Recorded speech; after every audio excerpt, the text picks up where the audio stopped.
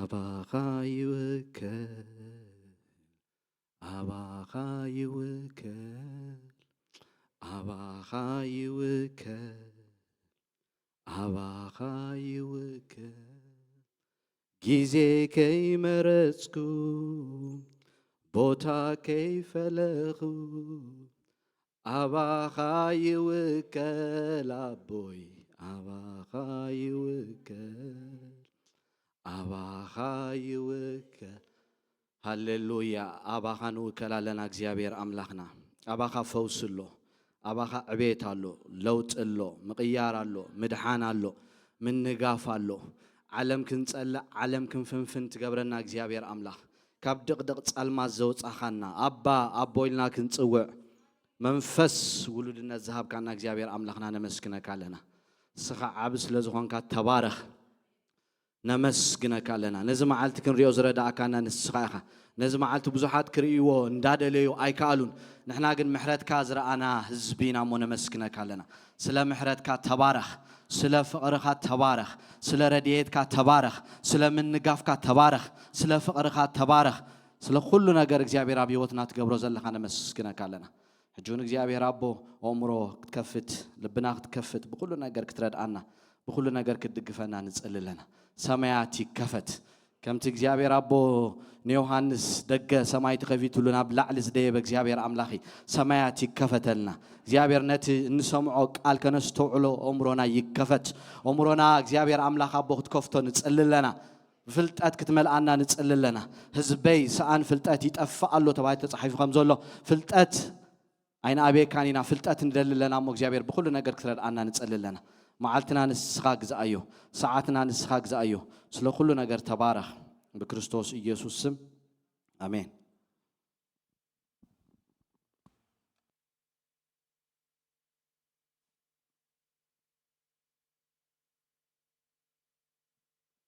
ከመይ ቀኒና እቲ ናብ ሕብረት ወዱ ዝጸዋዓኩም አቦ ጎይታና ኢየሱስ ክርስቶስ እንታይ ኢልዎ ጳውሎስ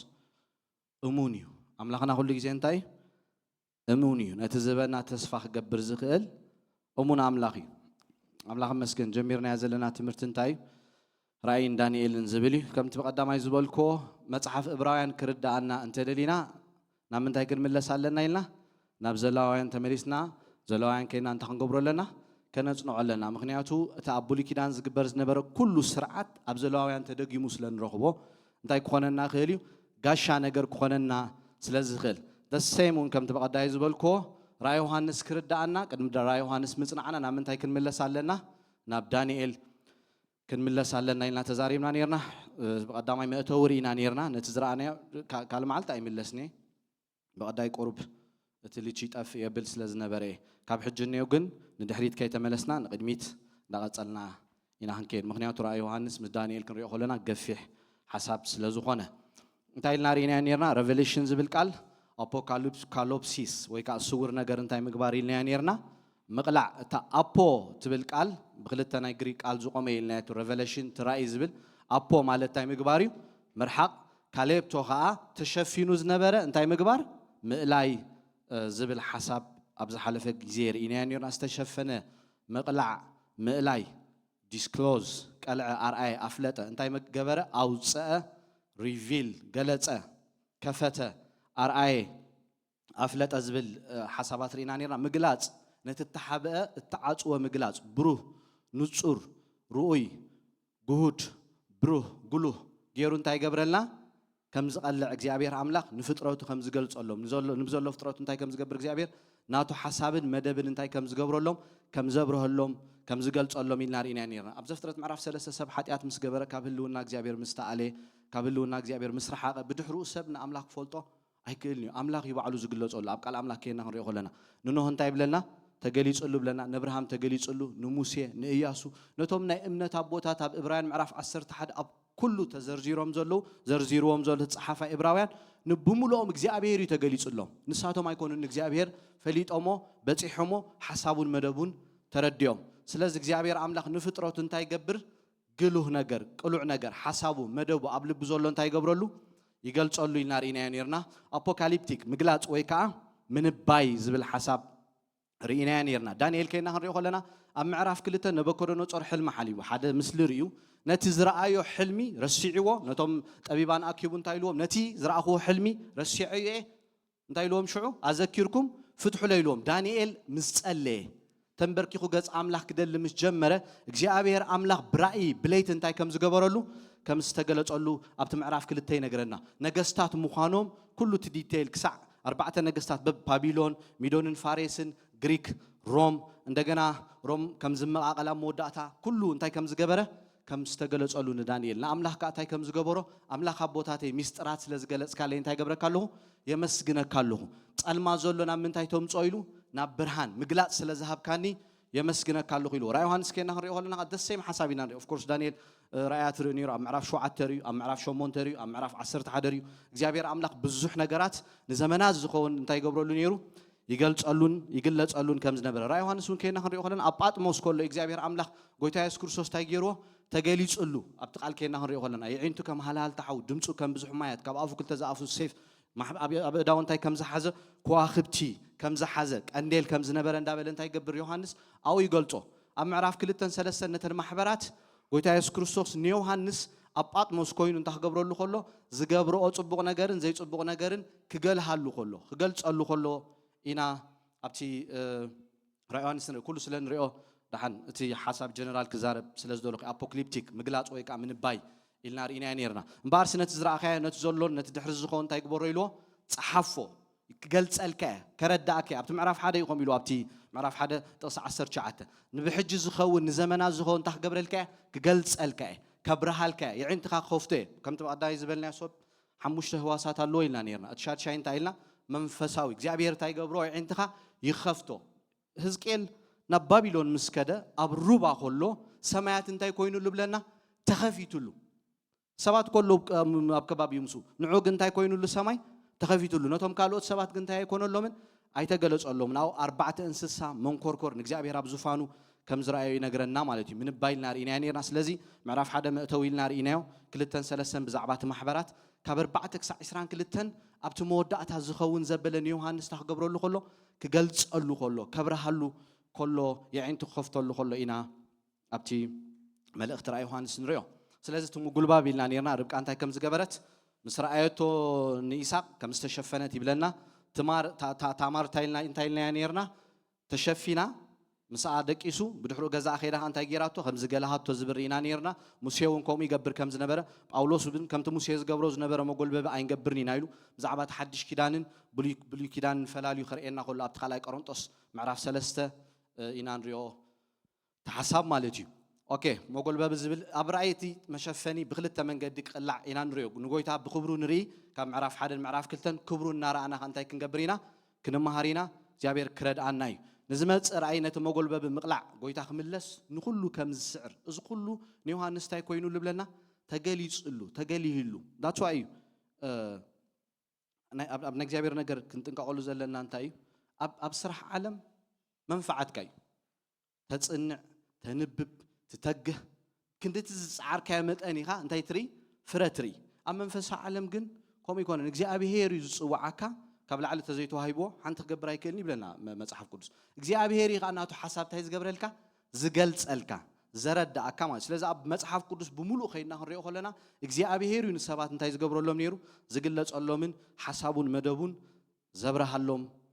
كم زنبر أبت بولي كده أنا بحدش كده نريو استفعل عليه حساب رينا نيرنا تبزعبات رأي نبر إذا أي كريوني نوحس لزبلة أبزينا ده طويلنا نيرنا عينت سنة صحف رأي يوحنس أنت عينت سنة صحفيو إلنا جميران اتقدم أي سنة صحف كم أبوكاليبتيك كم زخن بلوت أنا حنا رأي كم فيجن يتا أبوك سنة صحف ناي رأي يوحنس كنريو خلنا أبت حدا انتهي بلنا أملاك ذهبوا نا يسوع كريستوس رأي تارفليشن بلازلنا قال نساء سيمبول ملكت مقلات مرأي نتزمت هزكيل دسين كم بعد دانيال نبي نيرو بزح نجارات يري هزكيل كنا هنريو خلنا لك دانيال مجمرة دانيال تماريخ خيرو دحر هزكيل أركيبو كلت يوم أبابيلون كله إجزابير أملاخ حسابون مدبون نمتعي قبروز دلي أفترته كله كقلت اللهم كله نريوس لذي تقدمي رأي يوحنس نصحف كنا هنريو خلنا كم رأي كم مقلات كم revelation يو تي أتصحفا سنة صحف كنا هنريو خلنا اتخلى عين سنة صحف كم تنبيت كوينو ፕሮፌቲክ ትንቢት ነዚ ትንቢት እዚ እንታይ ግበሮ ኢልዎ ነዚ ትንቢት እዚ ዘንብብዎን ዝሰምዕዎን ዝሕልዎን እንታይ እዮም ኢልዎ ብትምዕራፍ ሓደ ብፁዓን እዮም ኢሉ ክዛረብ ከሎ ከም ትንቢት ህልውን ዝመፅእ እንታይ ምግባር ምንባይ ትንቢት ማለት እንታይ ማለት እዩ ሕሉፍ ነገር ሕጂ ዝመፅእ ምዝራብ ምግላጽ ማለት ይታ ነቢይ ትብል ንባዕሉ ናቪም አፍ አምላኽ ማለት ያ እግዚአብሔር በባሮቱ ገይሩ ሕሉፍን ሕጅን ዝመፅእን ዝኾን ነገር እንታይ ከም ዝገብር ከም ዝገልጽ እዩ ተኻልኣይ ዓይነት ስነ ጽሑፍ እትሳልሳይ ዓይነት ስነ ጽሑፍ ከም ደብዳቤ ኮይኑ ራእይ ዮሐንስ እንታይ ዝብል ኢና ንርኢ ዮሐንስ ነተን ኣብ እስያ ዘለዋ 7 ማሕበራት ጽሓፍ ክብሎ ከሎ ናብተን ማሕበራት 7 ናብ መን ኢሎ ኤፌሶን ጴርጋሞስ ስሜርና ቲያትራ ሳርዴስ ሎዶቅያ ናብኣታተን እንታይ ግበር ጽሓፍ ጳውሎስ ንባዕሉ ኩሉ መልእኽታቱ ልዕሊ 13 ዝኾኑ መጽሓፍቲ ጽሒፉሎ 12 መጽሓፍቲ እንታይ ገይሩ ነት መጽሓፍቲ ክጽሕፎ ከሎ ግን ከም ደብዳቤ እዩ ናብተን ማሕበራት እንታይ ገብር ነይሩ ከም መልእኽቲ ገይሩ ይልእኽ ነይሩ እግዚአብሔር አምላኽ ብርሃን ሓሳቡ እንዳገለጸ ከም ደብዳቤ ገይሩ ነተን ማሕበራት ከም ልኡኽ ናይ እግዚአብሔር ባርያ ናይ እግዚአብሔር ኮይኑ እንታይ ገብር ነይሩ ይጽሕፍ ነይሩ that's why ኣብቲ ኤፌሶን ምዕራፍ 3 ክዛረብ ከሎ እቲ ሚስጥር ምግላጽ ንዓይ ተዋሂብኒ ኢሉ አምላኽ እንታይ ገይርለዩ ገሊጽለዩ ካብ ኣዳማት ሒዙን ወላ ሓደ ዘይተገለጸ ሚስጥር አምላኽ ንዓይ ናይቲ መጋቢነት ጸጋ ክገልጽ ኣነ እንታይ ኮይነ ተመሪጸ ተሓረየ ክብል ከሎ ንሪኦ ስለዚ ናብተን ማሕበራት ኩላተን ደብዳቤ ክጽሕፍ ከሎ ኢና ንሪኦ ራእይ ዮሐንስ ሳልሳይ ዓይነት ጽሑፍ ከም ደብዳቤ ኮይኑ እንታይ ኮይኑሎ ተገሊጹሎ ኦኬ ዮሐንስ ጸሓፊዩ ክንሪኦ ኢና ባዳይለ ነይረ እቲ መእተዊ ስለምንታይ ተጻሒፉ እሱ ተርኢናዮ ዝሕግዘናት መጽሓፍ ጽቡቕ ጌርና ክንሪኦ መጽሓፍ ከነጽንዕ ከለና ጸሓፊዩ መን ጽሒፍዎ ስለምንታይ ተጻሒፉ እቶም ኣብቲ ሽዑ ዝነበሩ ሕብረተሰብ እንታይ ዓይነት ህዝቢ ነይሮ እንታይ ዓይነት ባህሊ ነይርዎም ንሱ ክንርዳእ ከለና ኢና ነቲ መጽሓፍ ሽዑ እንታይ ንኾን እቲ ጸሓፋይ እንታይ ክብል ደሊሎ ክንሕዞን ክንርድኦን ንኽእል ነዚ ብምሉእ ሓሳብ ተዘይሒዝና ግን ብጌጋ ክንትርጉሞ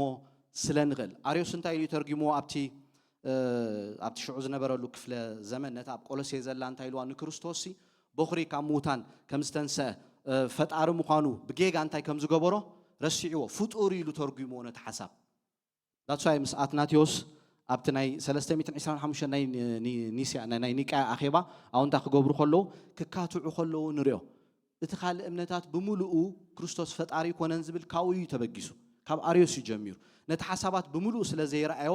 ጳውሎስ ንሰብ ቆሎሴ ክጽሕፈሎም ከሎ ክርስቶስ ፈጣሪ ንኹሉ ዝረአ ዘይረአ ከም ዝፈጠረ ከረዶም ኢሉ እምበር ፍጡር ንኽብል ኣይኮነን ጽሒፍዎ እቲ ደብዳቤ ኣርዮስ ግን እንታይ ክገብር ከሎ ኢና ንሪኦ ብጌጋ ክትርጉሞ ከሎ ነቲ ጽሑፍ ንብዙሕ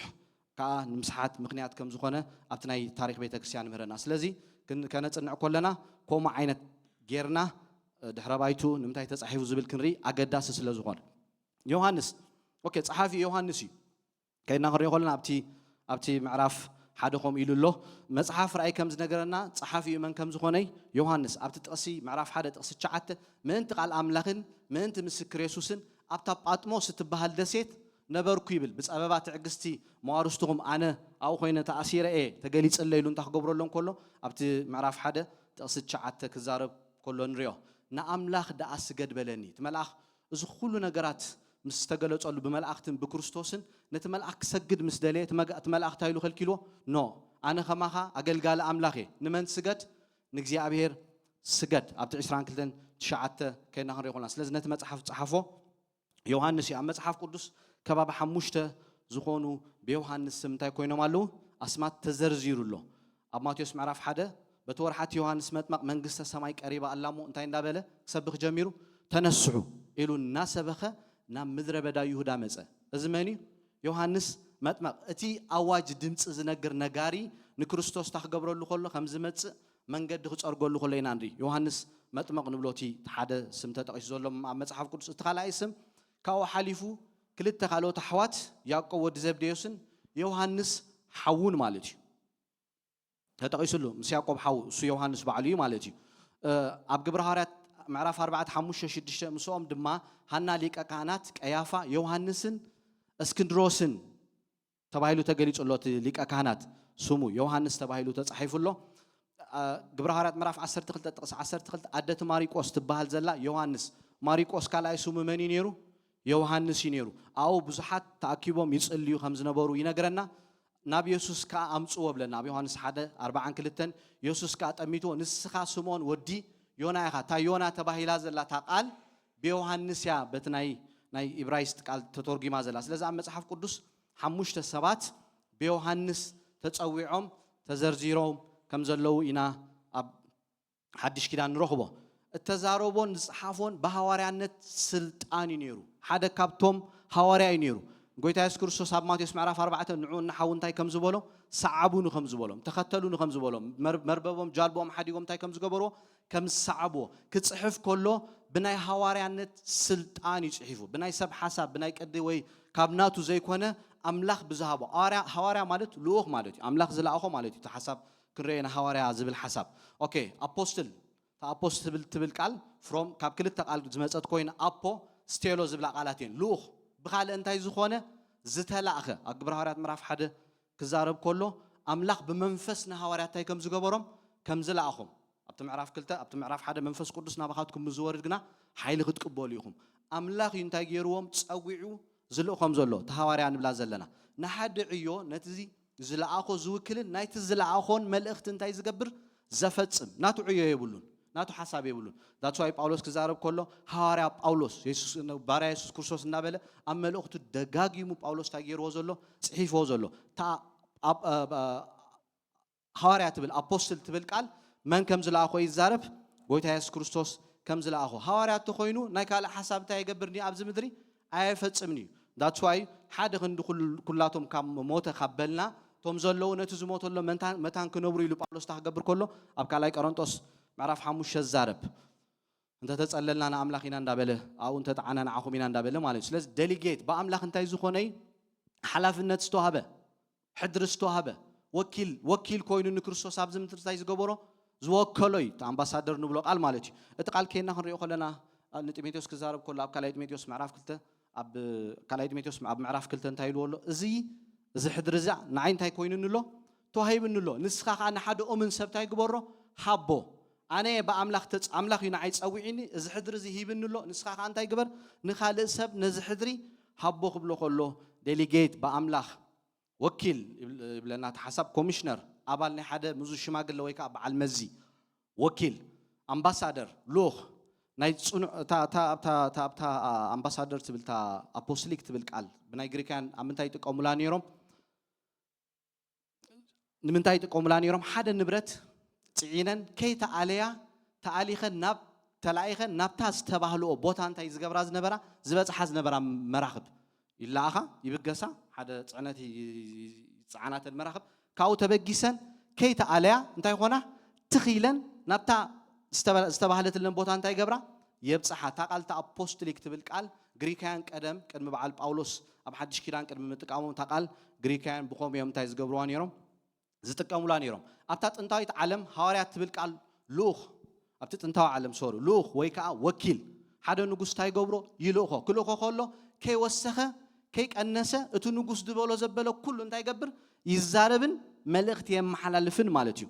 ንጉስ ዝበሎ ኩሉ እንታይ ዝገብር ዘፈጽም ኣብ ኤፌሶን 6:20 ብዛዕባኡ ብመቁሕ ተኣሰርኩ እንታይ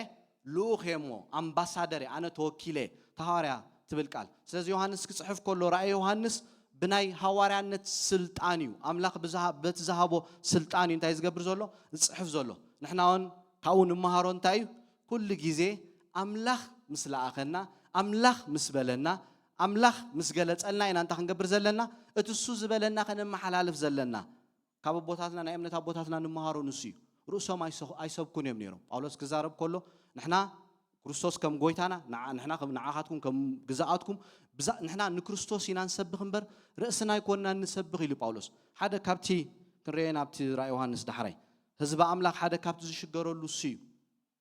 ኣምላኽ ብመንፈስ ተመላለሱ ግብሪ ስጋ ከይትፍጽሙ ኢልና ኣሎ ጸዊዕና ዘሎ ሓሳቡን መደቡን በኣና ክገብር እምበር ንሕና ክብሪ ክንወስድ ኣይኮነን ኣምላኽ ክብሩን ወላ ሓደ ኣይሂብኒ ኣዚና ክንጥንቀቐሉ ዘለና ነገር ኣምላኽ ናቱ ሓሳብ ከነፈጽም ካብ ድቕድቕ ጸልማት ኣምጽኡ ኣብ ቤቱ ተኺልና ዘሎ ኣብ ቤቱ ክንከውን ከለና ከዓ ናቱ ሓሳብ እንዳሰማዕና ቃሉ እንዳመርመርና ሓሳባቱን ድሌቱን ኢና ክንገብር ዘለና that's why ጳውሎስ ንሰብ ተሰሎንቄ ንኣምላኽ ከንሕጉሶ እንታይ ንገብር ኣለና ንጽዕር ኢሉ ኣብ ካልኣይ ቆሮንቶስ ምዕራፍ 5 ክዛረብ ከሎ 9:10 ንኣምላኽ ከንሕጉሶ እንታይ ንገብር ኣለና ኢሉ ንጽዕር ኣለና ንጽዕሮ ንመን ከንሕጉስ እዩ ንርእስና ንሓሳባትና ንዝናና ኣይኮነን ንዑ ከንሕጉስ ኢና ኣምላኽ ኣገልገልቲ ሓድሽ ኪዳን ገይርና ዘሎ كتنقق ኣለና ስለዚ ኣቦታትና ካብኣታቶም ንመሃሮ እንታይ ንዘመናት ንኣምላኽ ኣኽቢሮሞን ኣገልጊሎሞን ከምታ ኣምላኽ ዝበሎም ንሓሳብ ኣምላኽ ነቢሮም እዮም ካብዚ ምድሪ ሓሊፎም that's why ጳውሎስ ክዛረብ ከሎ ስጋና ህያው ቅዱስ መስዋዕቲ ጌርና ክንህብ ከም ዘለና ኣብቲ ሮሜ ምዕራፍ 12 ነጊርና ኣሎ እትሰናይን ሙሉውን ባህ ዘብል ሓሳብ ኣምላኽ እንታይ ክንገብር ክንምርምር ብምሕዳስ ሓሳብና እንታይ ክንከውን ክንልወጥ ናይ እግዚአብሔር መደብ ፍቃድ ክንፈልጥ ንዑ ተረዲና ንፍቃዱ ክንነብር ወችማኒ ደጋ ኣብ ሓደ ጽሑፉ ደጋጊሙ ዝዛረቦ እንታይ ኣሎ ኣብ ሓድሽ ኪዳን ትዝኸበደ ትዝኸፈ ሓጢያት ይብሎ ኣማኒ ንሓሳብ ኣምላኽ ምንባር ሓዲጉ ንርእሱ ክነብር ከሎ ንፍቃዱ ክነብር ከሎ ይብል ማለት ስለዚ ንሱ ክልእኸና ኣሎ ዘመን እዚ of course ዘመን መጽሐፍ ቅዱስ ስለዝነገረና ኣይንሰንብድ ኣብቲ መወዳእታ ዘመን ካልኣይ ጢሞቴዎስ ክዛረብ ከሎ ኣብቲ መወዳእታ ዘመን ኣብቲ ምዕራፍ 3 ሰባት ፈተውት ገንዘብ ተጀሃርቲ ተፈነኽነኽቲ እንዳበለ ይዛረብ እዩ ዘመን እንዳኸፈአ ከም ዝኸይድ ሰባት ሓሜት ከም ዝኾኑ ካብ ንኣምላኽ ንርእሶም ዝና ክብሪ ከም ዝደልዩ ዘመን ከም ምዃኑ ይነገረና እዩ ስለዚ ንሕና ግን እቲ ዘመን ዋላ እኮ ከምኡ እንተኾነ ከምኡ ከይንከውን ብመንፈስ ኩሉ ግዜ ክንምላእ ንሓሳቡን ንመደቡን እሱ ዝበለናን ዘለኣኸናን ክንገብር ናይ ኩላትና ሓላፍነት እዩ ማለት እዩ ስለዚ እተዛረቦን ጽሓፎን በሐዋርያነት ስልጣን ይነሩ እግዚአብሔር አምላክ ብዝገለጸሉ ብዝሃቦ ስልጣን ይነት መልእክት ታይ ዝገብር ነሩ ነቲ ዝገለጸሉ ነተን ማሕበራት ነቲ አቤተ ክርስቲያን ዝኮን ንዓና ንሞዳታ ዘመን ዝኮን ታይ ዝገብር ጌርልና ዮሐንስ ጽሒፍልና መልእክቲ ሰደደለን ነተን ሸውዓተ ማሕበራት በቀረባ ኣብተን ማሕበራት ዝፍለጥ ሰብ ይነሩ ዮሐንስ ሓደ ግዜ መጽሐፍ ቅዱስ ከነንብቦ ከለና ኣብቲ ናይቲ ሰብ እቲ ኤምፓቲ ሲምፓቲ ንብሎም ኣብቲ ናይቲ ሰብ ኩነታት አቲና ንድሕሪ ተመሊስና ስሚዒቱ ነገራቱ ኩሉ ጽሓፍ ያ ምንታይ ኩነታት ነይሩ አው አቲኻ ከተንብቦ ከለኻን መጽሐፍ ቅዱስ ዮሐንስ ኣብዚ ግዜ ዝበይኑ ይተሪፉ ኩላቶም ሐዋርያት ተሰውዮም እዮም ናብ ጎይታ ኸይዶም እዮም ንሱ ንበይኑ ይተሪፉ ኦኬ ካብዚ እስር ቤት እዚ ጳጥሞስ 18 ወርሒ ተኣሲሩ ካብኡ ምስ ወፀ ኣብ ኤፌሶን እዩ እንታይ ኮይኑ ዕድመ ፀጊቡ ኣሪጉ ከም ዝሞተ ኣብቲ ናይ ቤተክርስቲያን ታሪክ ከይና ንሪኦ ስለዚ መልእክቲ ዝሰደደለን ነተን ሸውዓተ ማሕበራት በቀረባ ኣብተን ማሕበራት ታይ ዝኾነ ሰብ ነይሩ ዝፍለጥ ሰብ ነይሩ ተን ማሕበራት ዝፈልጦ አገልጋሊ ነይሩ አክቹዋሊ ነታ ሲሜርና ዳሕራይ ዮሐንስ ምስ ሞተ ቢሾፕ ናታ ቀሺ ዝኾነ ፖሊካርፕ ዝበሃል ሰብኣይ ናቱ ወደ መዝሙር ነይሩ ኣብ ዕንጨይቲ ነዲዱ ሰማዕት ኮይኑ ዝሓለፈ ጅግና ሰብኣይ ኣታ ሲሜርና ምስ መጻሕና ክንሪኦ ኢና ናቱ ወደ መዝሙር ነይሩ ንሱ እንታይ ገይርዎ ነቲ ህይወት አርኢዎ ኣብቲ ማሕበራት ዳትዋ ዮሐንስ ታይ ዝኾነ ነይሩ ዝተፈለጠ ነይሩ ብሉይ ኪዳን መጽሓፍቲ አጸቢቁ ዝፈልጥ ሰብ ነይሩ 92% እቲ ኣብራ ዮሐንስ ከይና ንሪኦ ብሙሉኡ ካብ ብሉይ ኪዳን እንታይ እንዳገበረ እዩ እንዳምፀዩ ጽሒፎ ዘሎ ዮሐንስ ከይና ንሪኦ ብፍላይ ካብ ዳንኤል ዝበዝሕ ልዕሊ 50 ገለን ዝኾን ፐርሰንት እዩ ኮፒ ገይሩ ዳንኤል ዳትዋ ኢና ራእይ ክርዳእና ተኮይኑ ናብ ዳንኤል ክንምለስ ኣለና ኢልና ንዛረብ ስለዚ ብሉይ ኪዳን መጽሓፍቲ አጸቢቁ ዝፈልጥ ሰብ ነይሩ 92 ሚታዊት ካብ ብሉይ ኪዳን እንታይ ዝገበረ ሰብ ዝወሰደ ካው እንዳንበበ እንዳጽንዐ አምላኽ ብዝገለጸሉ ንራእይ ዮሐንስ ታይ ገይርዎ ጽሒፍዎ በእምነቱ እተሰደ መራሒ ቤተ ክርስቲያን ነይሩ ኣብ ታሪክ ቤተ ክርስቲያን ታይም ዝብሎ ፎርስ እግዚአብሔር ታ ህይወት ኣብ አምላኽ ያዘላ ሞትን ህይወትን ኣብ ናይ መን ስልጣን ይዘሎ ኣብ ጎይታ ይዘሎ that's why ምስ ሞትን ህይወትን ኣብ ኢደዩ مستقلوا الله أبت معرف حدا كزارب كله كلاتهم كموت مسموت حواريات نسو أبزيتي فلوح تيومو أي موتاني زبالمان بدحري شو عباد مستأثيرو نترى أنت يزقبرو زلو زريو زلو نترى أي خريو خلها عباد مس بينو تفاليو تقللو تأثيرو عم سبعي لعلي السبع عنقلن 8 عنقلن عمل زقبريش لازم بأمنته التسدى مرحي بيت كريستياني نيرو كلاتهم أبتناء مجمع بيت كريستيان زنبور أمنت يوحنس كم صحافون تاي قبرو يأمنوا جاستين مارتر أرينيس تورتريان كلمنت زياتهم كلاتهم يوحنس يو نتمل اختي نتاي جيرو يبلو نرى يوحنس صحيح ويلهم زيهم كابتون بدحرو زغال علوهم قلاتهم أبولوجيتكس نأمنت كي تعرف واقع فيلهم نتي زحزوا استردوا وأمنت كسح هيوتهم زهابو أبوتاتهم نيرهم قلاتهم كابزياتهم نساتهم تايلهم مسكيرهم يوحنس يو نترأي ملأخت يوحنس صحيفو يلوم أبتنا مجمع زنبور أبوتات بيت كريستيان كم يأمنون يصحفون يزاربون نيرهم سلاز دحر مصحافو دحر قلت ميت عمت ديانيسوس زبال باباس مسكال ملأختاتو بمنصار نرأي يوحنس حواري يوحنس زي كونه كال يوحنس تباهيلو تصوع انت غير ويبل صحيفو ويبل دحر 200 عامت رأي يوحنس مستتصحفسي ديانيسوس دبال باباس تايلو غليصو يوحنس صحافو نس يكونن مس ملእክታትና يوحنس مسد تحازو وانجيل يوحنس مسرأيو قداماين كالاين سالساين وانجيل يوحنس مسرأي انتاي نامنتاي زبل كونكلوجن نامنتاي زبل موداتا خيدو يوحنس رأي يوحنس صحافو يوحنس ايكونن صحيفو يلو قالصن كزارب جميرو دحر 200 عامت مالتي كساب حجون غلغله سبات كومو زبلو الله اوكي نيسياس حجي كلت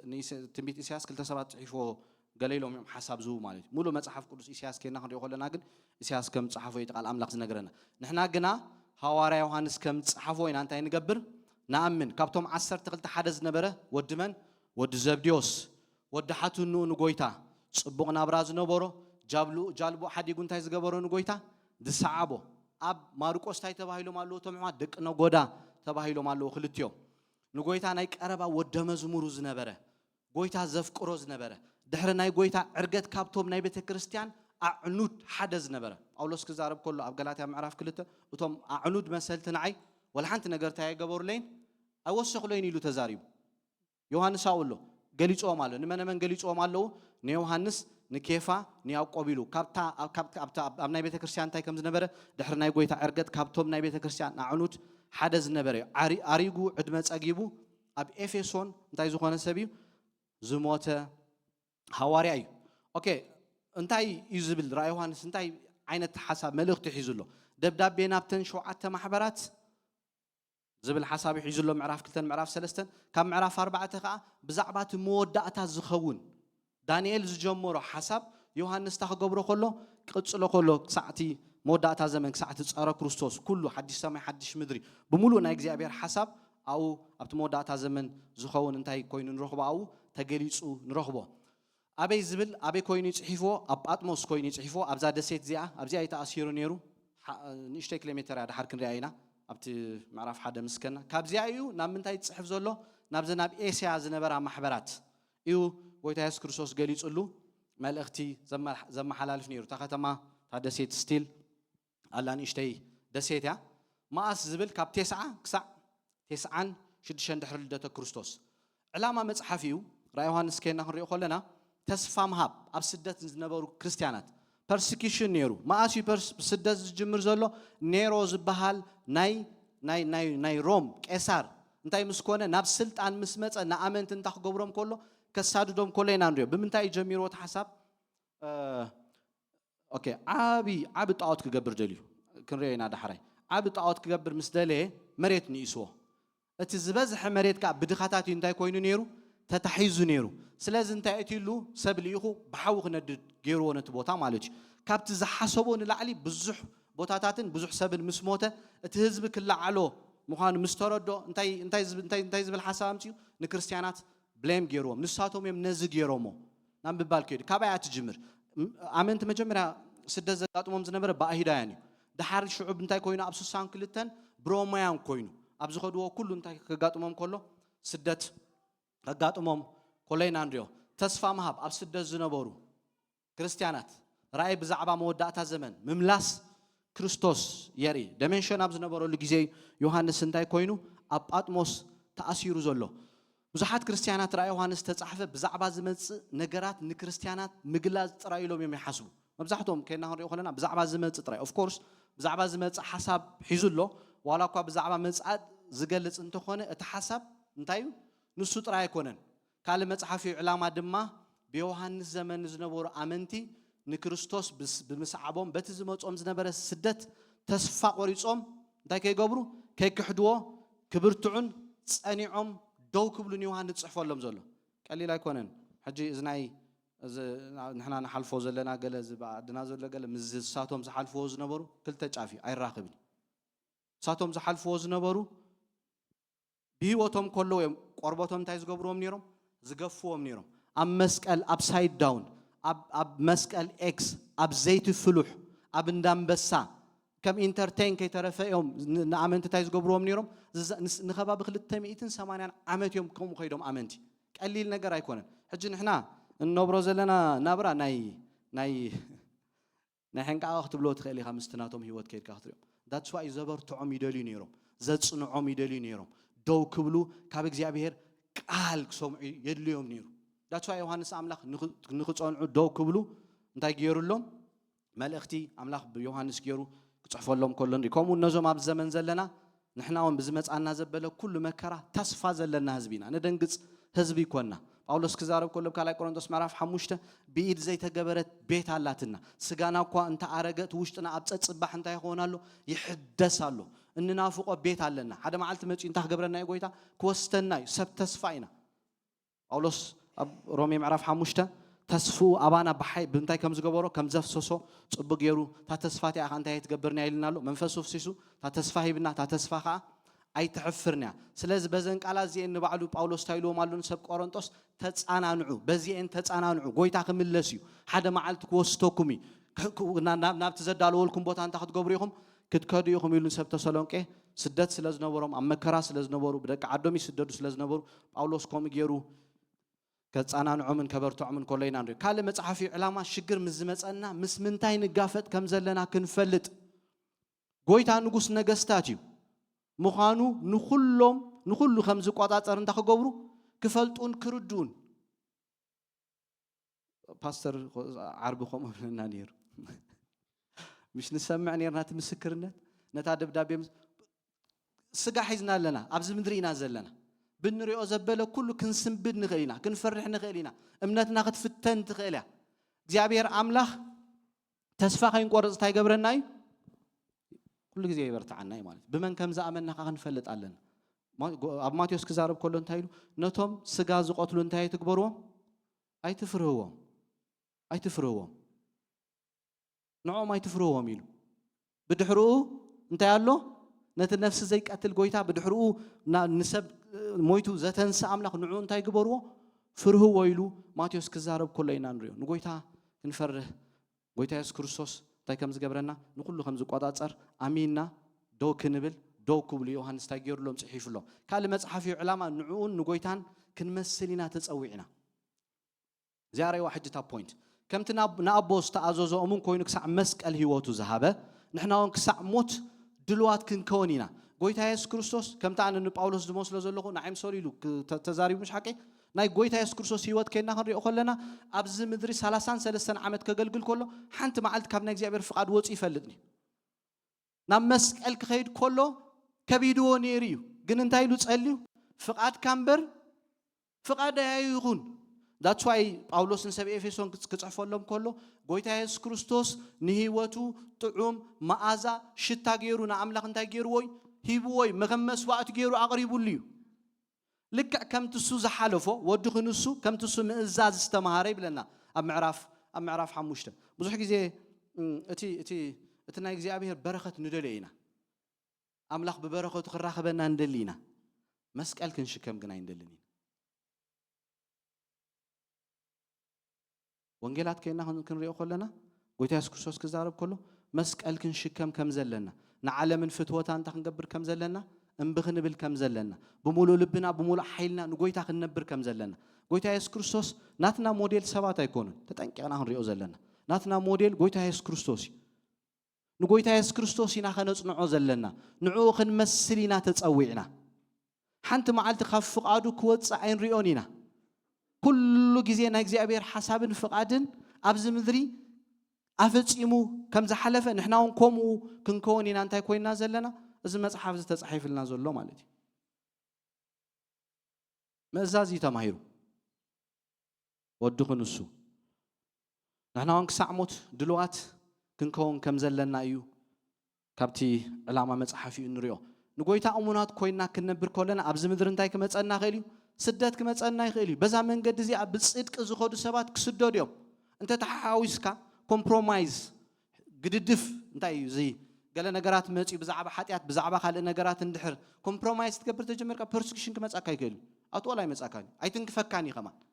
ሓደ ገልጋሉ ከም ኢሉ ክሰብህ ሰምዖ ነይር እኔ መከራ እንዳያገኝ ሽሉክ ብዬ ወጣው ገለ ኢሉ ማለት ንክርስቶስ ክትነብር እንድሕር ተፈቲንካ ቦሎ ኺልካ ክትወጽእ ኣይትከልኒ ጎይታ ኢየሱስ ክርስቶስ አይጽላኒ ንጎይታ ጸል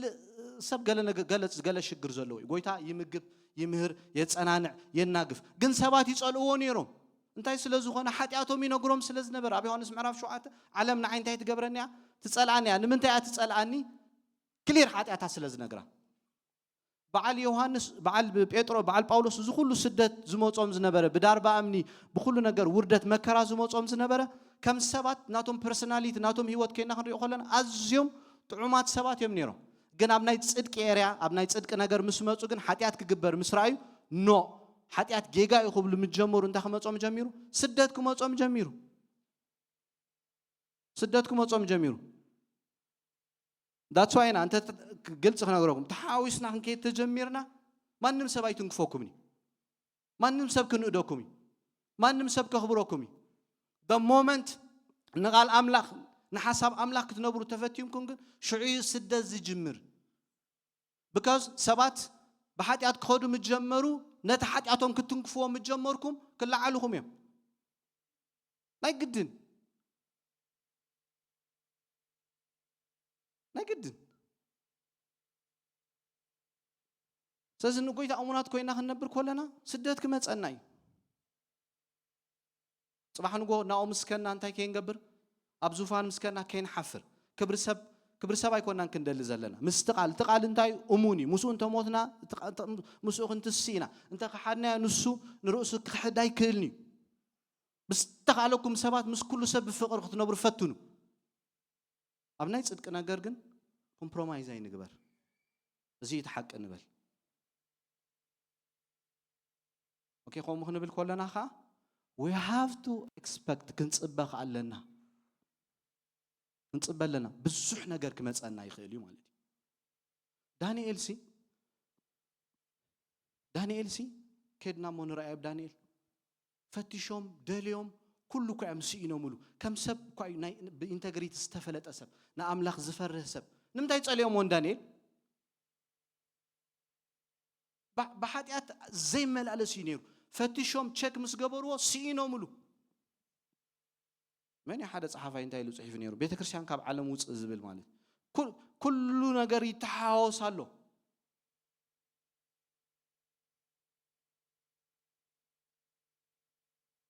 That's why أنا كابناتنا كبرت كنوت زلنا أتزوج عنا نعو دوك نبل نعو خنو ما قتلو بزعبو خن الزارب يدحين النازلو كم مسجبرنا خا بتعمل قد نغير سلزلنا سدت كم تسألنا خا we have to expect كنسبل لنا أما تعرف كودس نتصدق الدوز بولو سبات زت أقع علهم سبات يرغبونيهم يلا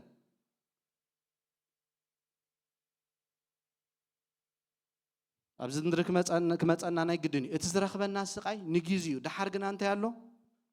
عصب الله أب حدا ناي church history أب ناي تاريخ بيتك شاندار أقول له خس أنتي يرنيره أبون ودنيا أبتي كالسيم أبتي رومان قليلا ترجلز أوتلو ناو نخاطوسي مستخفتوسي ودو أنا بسريو أبتوشتي بنسسا قبل لي عمز الدالو زلو حج انتهي بلو بتعمي خانة قال كتم من التاريخ تريق الله تقرم أبسلفو تتأجعو تودو حزاب بيلو حنت قال تزاريبو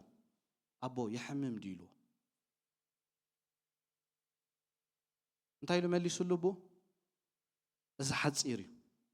جلوري كبر اللب كرمنا جنس بيننا لوز وديلو تتحيزهم آتيو تبلي عم بتاريخ حدا يجي يريونير بدحرو انتهي له حسب الله أبز مدري دليتو باولوس داتو يكون سب كورنثوس كم دليتكم غيركم توردكم منين تبلكم منين تفردكم منين أبصال ما زولنا برهان أمشي زفرد الله نقولوا لبهم كليتن فنتايز قبل ريو بيت زنبر كاو تنبروز نبر كاو تنبروز نبر كاو وتقبر كازغل عسب غبا كازغل عملا خلو سلازي عسب عند حسبنا كنبر صبغي على من فتوات أنتي تخونه تحلف يا فقد أملاخ زجبر جنزال عالمين بريلان من قصتهم من حدا جبرنيا أبصر بيت نخموت نبقات مستاي جبرون يوم يوصلون يوحنس بغلت مخنياتي أبقات مستأسيرو كم زنا برز نجرنا نك أسعار أنتي جبرني له أيسجدني مشام نوبا كورونا صارسي حل محلي ما حدا جزي أب معرف 4 ሕጂ ሕልሚ ምስ ሓለመሲ ሓንቲ ገረብ በቂላ ኩሉ ኮይኑ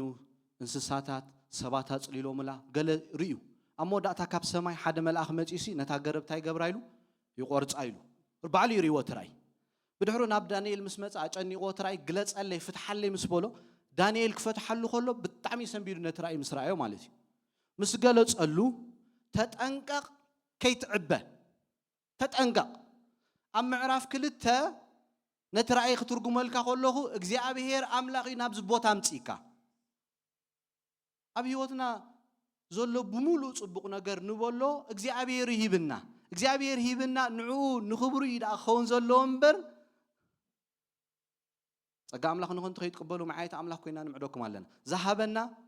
ንዑ እንታይ ክኸውን የብሉን ንኽንዕበየሉ ይኮነን ስለዚ ነጊርዎ ረይዎ አጠንቂቆይ ድሕሪ ዓመት እዩ ትንቢት ዝፍጸም ዘሎ ናቡከደነፆር እንታይ ኮይኑ ተዓቢዩ እግዚአብሔር አምላኽ ኣብ መጽሓፍ ቅዱስ ከይድኩም ረእይዎ ከም አምላኽና ዝበለ ፈቃር አምላኽ የለን ቅድሚ ናብ ስጉምቲ ምኻዱ ኩሉ ግዜ የጠንቅቐካ እዩ ናይ እግዚአብሔር ድምጽ ሸለል ምባል ኩሉ ግዜ ሓደጋ እዩ ክዛረበና ከሎ ነቲ ዛረበና እንታይ ክንገብሮ ኣለና ከነቕልቦ ኣለና ቅድሚ ዓመት ነጊርዎይ አረዲዎይ ግን ኣብ ላዕሊ ብዙፋኑ ኮፍ ኢሉ እንታይ ኢሉ ክዛረብ ጀሚሩ ኣነ እኮ ገይረዮ ነዚ ኢሉ ኣብቲ ፓላስ ኮፍ ምስ በለ ኣነ እኮ ሰሪሐዮ ክብል ጀሚሩ እግዚአብሔር ሓይልን ጉልበትን ተዘይብካ ሓንቲ ክትገብር ኣይትክእልኒ ኢኻ ኣብ ህይወትካ ዝኸውን ዘበለ ጸጋ ብሙሉእ ኩሉ ነገራት ውህበት አምላኽ ከም ምዃኑ ኣብ መክብብ ዝነግረና እግዚአብሔር ዝህበካ ስለዚ ከመይ ጌርካ ማኔጅ ክትገብሮ ከም ዘለካ ክትጥንቀቕ ኣለካ እዞም ነገስታት እዚኦም እግዚአብሔር የምጾም ነገስታት እግዚአብሔር ነገስታት ናብ ስልጣን ዘምጾም መጽሓፍ ሮሜ ከም ስለ ዝብለና ምዕራፍ 13 መሰምጻካ ግን እግዚአብሔር አምላኽ ከም ዘምጸካ ክትርስዕ ይብልካ ዳትዋም ዞም ሰዋዚዮም እግዚአብሔር ከም ዘምጾም ረስዖም ዞም ነገስታት አምልኾ ክጠልቡ ጀሚሮም ኣብ ሰማይና ምድርን ዝስገደሉ ጎይታ ጥራይ ካልእ የለን دحر مستقلت كل لسان كل بركي سيول نبولو أجان أنت نبولو فتيو خيفته كسجدي نقويتا زي سجد ولا حد يلن عملوه هو سرزولو نسو بينو تراي بين السطراي هو سزدلي عملوه هو سري لكن فتن تجميرنا قبل على نتحت غنفت فتينا مالتي حدا جنيا سلزوغان لوسيفير كابوتو كدرب زغبورو كوما عينت نجر ديماند جيرو عملوه تقليبو እግዚአብሔር አምላክ ጥራይ በይኑ ዝምለኽ ክብሩን ወላ ሓደ አይህብኒ እግዚአብሔር አይጎብሮኒ ኻ that's why dimension እንታይ ገይሩ ጠለብ ጠሊቡ ከምልኽ ኣብ መጽሓፍ ቅዱስ ከይና ክንሪኦ ከለና ቶም 24 ሽማግለታትን ቶም 4 እንስሳ ንመን ከምልኹ ከለው ንጎይታ ክሰግዱሉ ከለው ኢና ንሪ ኣብቲ ዙፋን ኣብቲ ምዕራፍ 4 ከይና ክንሪኦ ከለና ረዩ ኣብ ዳንኤል ከይና ክንሪኦ ከለና ምዕራፍ 3 ናቡከደነፆር ሓደ ግዜ እንታይ ኣውጁ ሰባት ነትናቱ ምስሊ ዝገበሮስ እንታይ ክገብሩሉ ደልዩ ክሰግዱሉ ደልዩ ሰለስተ ሰባት ግን እምቢ ኢሎም መጀመርያ ይኮነን ኦኬ ታ መርዚ ካብ ዙፋን ሒዝዋ ምስ ወደቐታ መርዚ ታ ናይ ትዕቢት ባዩ ሰባት ታ ኢንጀክሽን ንዓ እንዳሓዘ ክወጊ ዝደሊ ክንጥንቀቕ ኣለና ዶክተር ኣሳይን ክዛረብ ከሎ ታይሉ ስጋይ ብዙሕ ነገር እግዚአብሔር ባይ ገይሩ ክሓስብ ከለኹ ሲሉ ስጋይ እንታይ ብለኒ ኢሉ ከቃ ሃኮ ገል ይቆንቆ በቃ ሕዛ ቢል ሕረብሉ ሱቅ በል عرف دوبل ናቡከደነፆር ኮም ይገሩ አዚዙ አመጽሐፍ ቅዱስ ዘሎ አብነታት ይኸሪኩም ለሊ እዝን ሪዮ ዘለና አሌክሳንደር ዘ ግሬት አዲዮ ኦፍ ኮርስ ተመን ተጠምጢማ ሓዲራ ምስ ፊሊፒያ ተራኺባ ብድሕሩ እንታይ እንዳበለ ትዕብያቱ እስኻ ወዲ ዚዩስ ኢኻ ኣብ መወዳእታ ሰብን አምላኽን ይሉ ኢየሱስ ክርስቶስ ጥራይ ኣብ ሓደ ስብእና ክልተ ባህር ዘሎ ንብል ክርስቶስ ጥራይ አምላኽን ሰብን ኮም ዓይነት አምልኾ ክወስድ ደልዩ ሰብን አምላኽን ይሉ ክእውጅ ጀሚሩ ኣብ መጽሐፍ ቅዱስ ከይና ክንሪኦ ከለና ግን ዳንኤል ራእይ ክሪኦ ከሎ ናብ ስልጣን ዘምጽኦ ንአሌክሳንደር ዘ ግሬት እግዚአብሔር ባዕሉ ይኮነን መጽኡ ትጽሑፍ ክፍጸም ስለ ዝነበሮ እግዚአብሔር አምጽይዎ ግን ናብቲ ቦታ ምስ መጸ ግን አምልኾ ጠሊቡ ሰብን አምላኽን ይኽብል ጀሚሩ ኣብቲ ባቢሎን ዓባይ ባቢሎን ወዲቃ ፈሪሳ ካብ ኣውጹ ርኩስ ነገራይ ተንክፉ ኢሉ ዮሐንስ ክዛረብ ከሎ ኣብቲ ምዕራፍ 18 ክንሪኢና ብጣዕሚ ከም ውሉድ አምላክ ክንጥንቀቐሉ ዘለና እዚ እግዚአብሔር ተምሂርና ብፋይናንስ ተባሪኽና እንተስፊሕና እሱ ማዕጾ ስለ ዝኸፈተ ጥራይ ምስኡ ኸይንታናኸፍ ኦምሮ ናይ ምቁላፍ ክእለት ኣለዎ ንናቡከደነፆር መጪ ነታ ባትን እዩ ፀቂጥዋ ቁሉፍ ኣይሓስብ ኣያብል عاب سبعي جينا سبعي أب كل بوتا زفرها سبعي شو عدت عمت أب كان شو اللي يحلفه ده حاري شو عنتايلو حاسبه نفس سماي تأميتو ለካ እግዚአብሔር ይንሰብ ለካ እግዚአብሔር ሁሉ ነገር ዝገብር ለካ እሱ ስልጣን ዝብ ለካ እሱ ይህብን ነይሩ ናብትናቱ ሐሳብ ክምለስ ጀሚሩ ማለት እዩ ኦኬ ካሊጉላ ዝባል እዚ ንባዕሉ እንታይ ገይሩ ዲማንድ አምልኾ ጠሊቡ መጀመሪያ ይኮነን ዲሜንሽንስ ጅምሮ ዘሎ ኔሮ ዝባል ሓወልቲ ገይሩ ኩሉ ሰብ ንዑ እንታይ ክገብር ክሰግድ ከምልኾ ሓቲቱ ማለት እዩ ኣብቲ ዝነበረሉ ግዜ ኣብቲ ካብ 54 ክሳዕ 66 ኣሞዳታት ፈልጦ ዲኹም ናብ ጽላለ ናብ ዕብዳን ይኸይዱ በቀዳማይ ከምኡ የጸለይና ኔሮሃን አምላኽሲ ኩሉ ነገር ይሕድገና መንፈሱ ግን ካባና ከይከይድ ትዝኸበደ ነገር ንሱ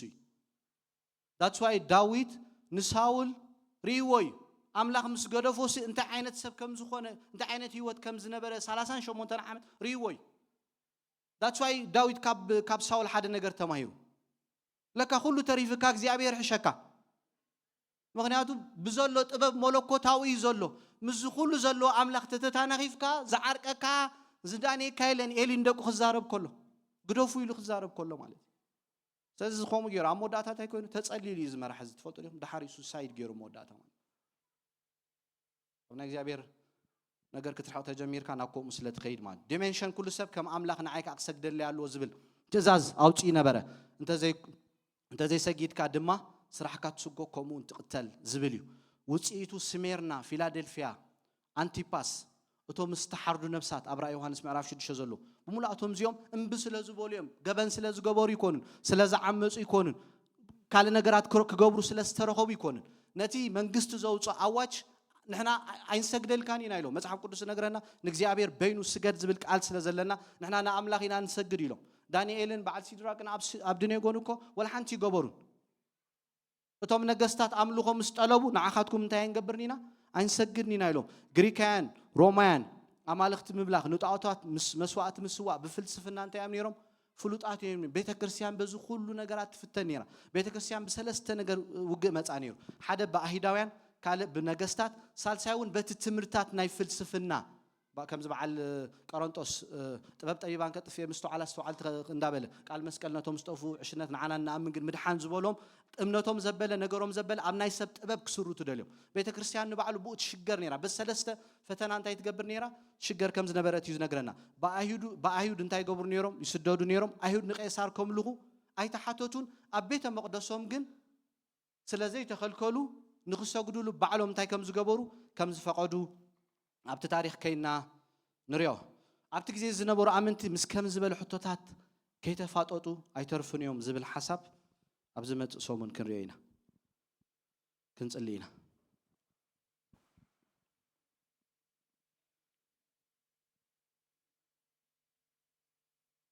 እስከ ርድኣን ንበሎ እግዚአብሔር አምላኽ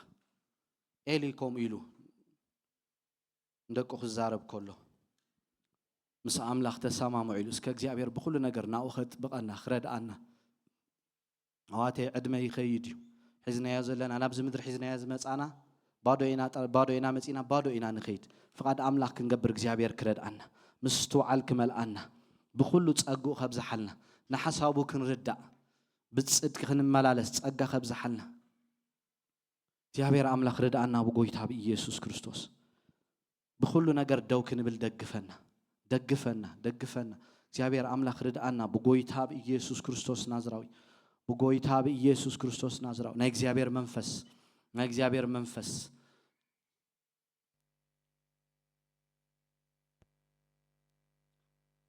ከምዝ ናይ እምነት አቦታትና ርኢኹሞም ንእምነቶም በቃ ነቲ እግዚአብሔር ዝበሎም ንቃል አምላኽ ደው ክብሉ ከለው ኢና ንሪኦም ደው ክንብር ርድአና በሎ ኣሕዋቴ ናብቲ መወዳእታ ዘመን ኢና ንኸይድ ዘለና ኩሉ ነገር የብቅዓሉ ኣብ ትሕቲ ፀሓይ ሓድሽ ነገር የለን ኢሉ ሰሎሞን ሓድሽ ነገር የለን ሓድሽ ነገር ንፍቃድ አምላኽ ተረዲእና ንዑ ክንነብር ከለና እዩ ከምኡ ይኹነለይ ኣብ ህይወተይ ንበሎ ንዓኻ ደው ክብል ጸጋ ብዝሓለይ መንፈስ ቅዱስ ርድአና ከማሕበር ርድአና በጎይታ በኢየሱስ ክርስቶስ ናዝራዊ ናይ እግዚአብሔር መንፈስ መንፈስ ቅዱስ ርድአን በሎ በመንፈስ ተተመላሊስኩም ግብረ ስጋ አይክትፍጽሙን ይሁን በመንፈስ ተተመላሊስኩም ይል ናይ እግዚአብሔር መንፈስ ርድአን በሎ ተሓዊሰ ከይነብር ጸጋ ሀብዝሓለ ይበሎ ንኃጢአትም ብኽብል نحاتياتم بخبل تحت تصقايكم زلكم تحت حقيكم من يلنالو ابزموات سغاكم حاتيات تاينغس يلنالو حاتيات كي غزاب هيوت يرداني منفس كاي يتنكفني ابتناي وشت سبي بحيل برتعن بولو بمنفس ابتناي وشت سب بحيل خبرتعكم يلو نا እግዚአብሔር ነገር بعام غازك على يكون نحواتي نحاتياتم بختبل منفس املاخ مس دلخا مس ملائكه ايخا ام بختبل تجمر فقادنا ግን ይደሊ ንኃጢአት ዝፍንፍን መንነት ተሊና እግዚአብሔር ክረዳናይ መንፈስ ቅዱስ ንደለይካለና መንፈስ ቅዱስ ናባኻትኩም ዝወርድ ግን ኃይል ክትቀበሉ ይኹም ተባይቱ ጻ ኃይል ንደልለና ናይ እግዚአብሔር መንፈስ ኃይል ንደልለና ንዝመጸና ስደት ንገጥመሉ ኃይሊ ኃጢአት ክንረኾለና ንኃጢአትም ብንብለሉ ኃይሊ ዓመጻን ንጸልአሉ ኃይሊ መንፈስ ቅዱስ ናይ እግዚአብሔር መንፈስ